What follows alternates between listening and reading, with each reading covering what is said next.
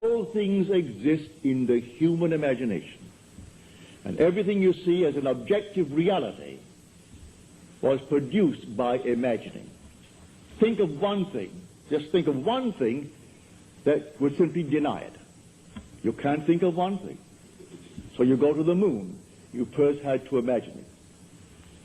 Had to imagine everything concerning the machine that took you to the moon. Everything in the world first has to be imagined and then executed.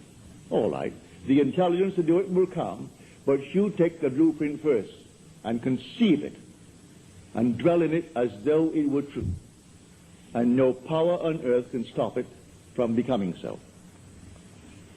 Your visions will clarify itself. At night, it's a different kind of a night. Your days are different. You see people differently. You can't walk by any man and not see him God incarnate. Can't do it. Even if he has the most horrible background. And he said simply, well, a murderer. And it's proven that he is. You still see God incarnate. But so sound asleep, the poor thing doesn't know. If you could only just get to it and show him that he really is God incarnate. And the one he thought he killed, he has been restored to life. Not to the senses of man, but he is restored in a world just like this, terrestrial just like this. About his business, he continues his work until he too awakens from this dream of life. But all will awaken eventually, but why not start now? Start now to tell man who he really is. God and man are one. Man is all imagination, and God is man, and exists in us, and we in him. The eternal body of man is the imagination, and that is God himself. Nothing but God in the universe. All God. And eventually, you and I will awake. And because God is one, not two, you and I are one. Without loss of identity. That's one of the strangest mysteries in the world. Without loss of identity, we are one. I know that from my own personal experience. We are one. And yet, I am individualized. And you are individualized. And we tend forever and forever toward ever greater and greater individualization. And yet, we are one. And I will bring that out to the best of my ability as we proceed with these series of lectures. You will hear it.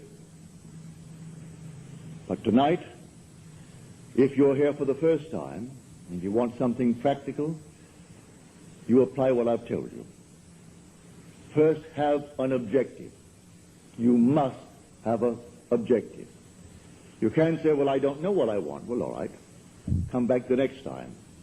Ask yourself, what would I like of life? Don't be ashamed to name it. What would I like of life? Well, then, try to get some objective. Now, prayer, as far as I'm concerned, is nothing more than the subjective appropriation of the objective hope. That is the way to success. I appropriate it subjectively. How do I appropriate a state subjectively? Well, suppose now, this very moment, I wanted a ball, an ordinary baseball. But there isn't a baseball in the room, all right? But I want one. I would actually assume that I am holding a baseball in my hand until I can feel it. You think you can't feel it? Well, now try it. Try to feel what it would be like if you held a baseball. Now, to prove that you have held it, see what it feels like, the difference now, a tennis ball. See any difference? All right, a golf ball. See any difference? A piece of silk. You feel any difference? If you can distinguish between these many objects, though they are subjective, then there must exist somewhere. If you can actually separate them in your mind's eye and distinguish between these objects, I can begin to feel, begin to sense, begin to smell a rose. Well, a rose doesn't smell or doesn't actually have the odor of another flower. I can detect the rose. Now a lily, an Easter lily. I can detect that. Well, what does it do? Well, I'm going to get them. Someone will think of Neville and send him a flower. And it's going to be the flower that I'm going to actually feel and touch and smell. It works that way. Money has an odor. It's unlike any odor in the world. It's more fragrant to the miser than the most marvelous perfume in the world. He can tell it. You put a money bag to his face, and it's like putting roses to mine. He loves it. He can smell money. He can feel it. Money has a distinct feel about it. Put a $20 bill in your hand and ask you to feel it, and then put another piece of paper in your hand, and you can tell the difference. There's a difference. It is an odor to it. All this is part of the inner man, that all things are possible to him. Try it. Before you condemn it, try it. And if you have the evidence to support my claim, well, then it doesn't matter what the world will tell you. If he laughs at you, so what? So they laughed at everyone who had an idea that seemed a little bit off-center. Always laughed at him. They laughed at the idea of going to the moon. Well, now it's an accomplished fact. There are still those who won't believe it happened, you know, because they don't want to believe that it ever happened. There are those who said you couldn't go down and actually live underwater. Now we have a submarine. There are still those who won't believe it.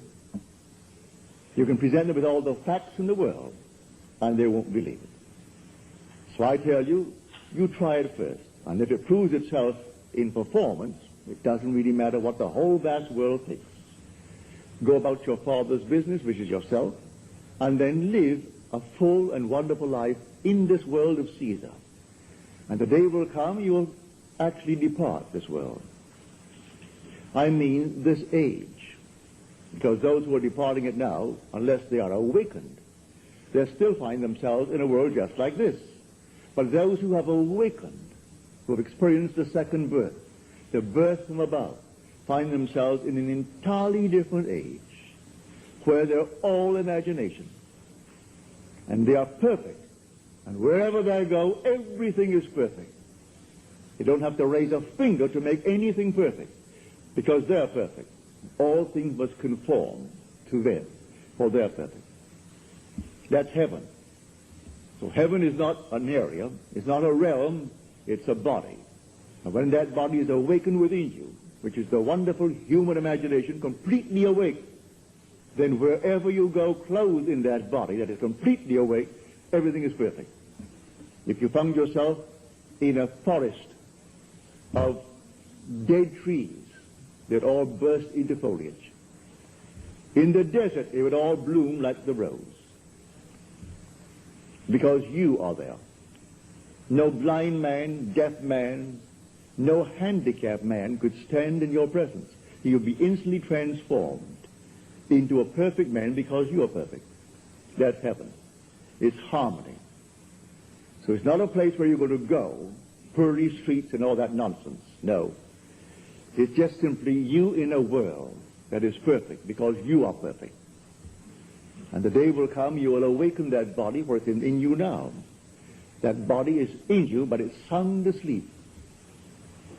And one day you will experience the resurrection.